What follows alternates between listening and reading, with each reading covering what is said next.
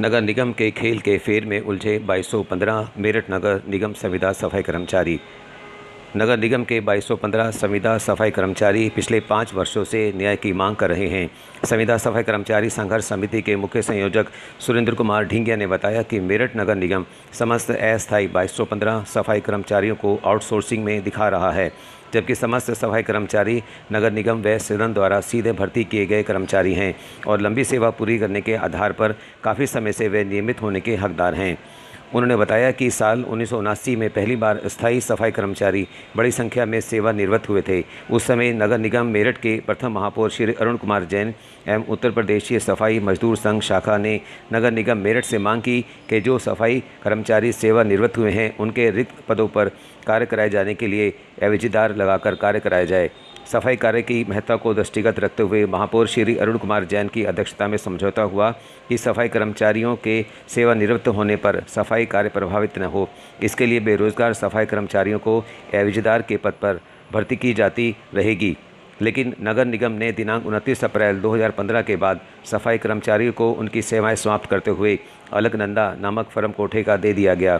इसके लिए न तो सेवा समाप्त किए जाने की सूचना और न ही अलकनंदा नामक फर्म को ठेका दिए जाने की सूचना सफाई कर्मचारियों को दी गई।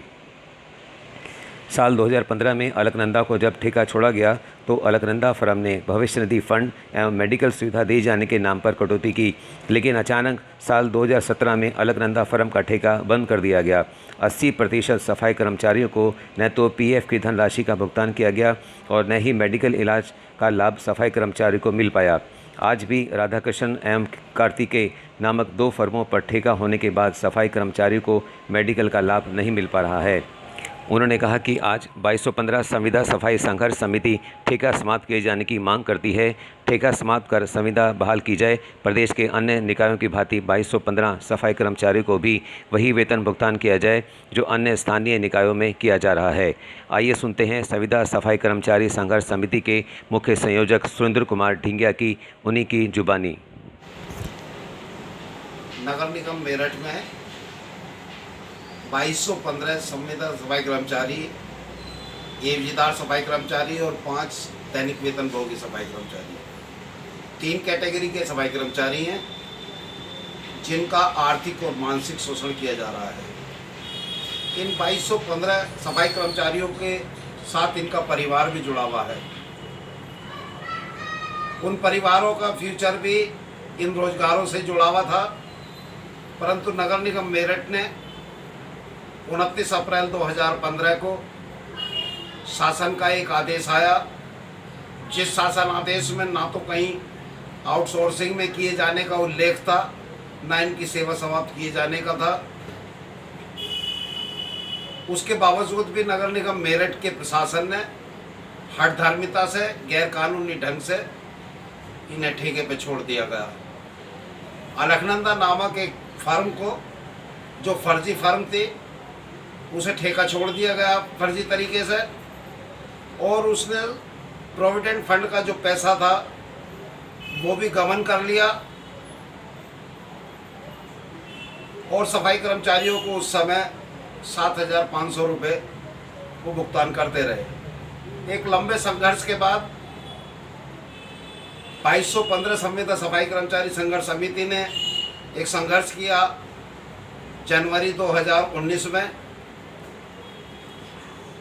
और बोर्ड का घेराव किया तो 12,500 रुपये वेतन हुआ। कट कुटाकर पीएफ, ईएसआई वगैरह कटने के बाद 9,500 रुपये अब इन्हें नगद भुगतान किया जा रहा है। सर, आज महंगाई आसमान को छू रही है। एक कर्मचारी के साथ एक परिवार जुड़ा हुआ है। राउंड फिगर पर लगाएं तो 3 बच्चे और 2 मियाँ बीवी, 5 मेंबरों का परिवार क्या 9,500 रुपये में पूरे महीने का गुजारा कर सकता है? मैं समझता हूं कि राशन भी पूरी तरीके से नहीं आ सकता। और हमारे देश में हर महीने एक नया त्यौहार होता है। त्यौहार मनाना, शादी विवाह करने, बच्चों की और ज़रूरतें पूरी करनी, राशन गिराना, और शिक्षा का तो ये स्तर है कि स्कूल भेजना तो एक हमारे लिए कल्पना सी हो गई है। देश की आज़ादी के 70 वर्ष के बाद भी हम मेरठ नगर निगम के ये 2215 सफाई कर्मचारी आज इस स्टेज में हैं कि अपने बच्चों को कहीं अच्छे स्कूल में जो है शिक्षा भी नहीं दिला पा रहे हैं। ऐसे हालात में हमारे साथ कारो या मारो की स्थिति है। एक ज़माने में अरुण जैन साहब मेरठ के प्रथम महापौर हुए और उन्होंने सेवानिवृत्त सफाई कर्मचारियों के रिक्त स्थानों पर गंदगी से शहर प्रभावित ना हो, उनके घरों के लोगों को एवजीदार के रूप में लगाया ताकि जो है गंदगी ना बढ़े महानगर में। आज जो है सफाई कर्मचारी रिटायर हो रहा है, सफाई कर्मचारी उस जगह पे जो है ना सफाई कर्मचारी, नया सफाई कर्मचारी रखा जा रहा है और ना कोई और व्यवस्था की जा रही है। हर रोज़ जो है पब्लिक के लोग और प्रशासन जो है सफाई कर्मचारियों को शहर में गंदगी के लिए दोषी मानता है। हम पूछना चाहते हैं जो नगर निगम प्रशासन से कि जो उत्तर प्रदेश सरकार ने हेल्थ मैनुअल को ओवरलुक करके जो नया मानक बनाया है 10,000 की आबादी पर 28 सफाई कर्मचारी, क्या कभी उस मानक की पूर्ति की गई है? यदि उस मानक की पूर्ति की जाए तो 5,000 सफाई कर्मचारियों की और ज़रूरत है। उत्तर प्रदेश शासन ने हमेशा शासन आदेश जारी करके आप तमाम स्थानीय निकायों से ये जानकारी प्राप्त करने की कोशिश की है कि नगर निगम में कितने रिक्त स्थान है, कितनी आवश्यकता है, लेकिन नगर निगम प्रशासन ने इन सब मामलों को नज़रअंदाज किया है और सफाई कर्मचारियों को हमेशा गंदगी के लिए जिम्मेदार ठहराते रहे हैं।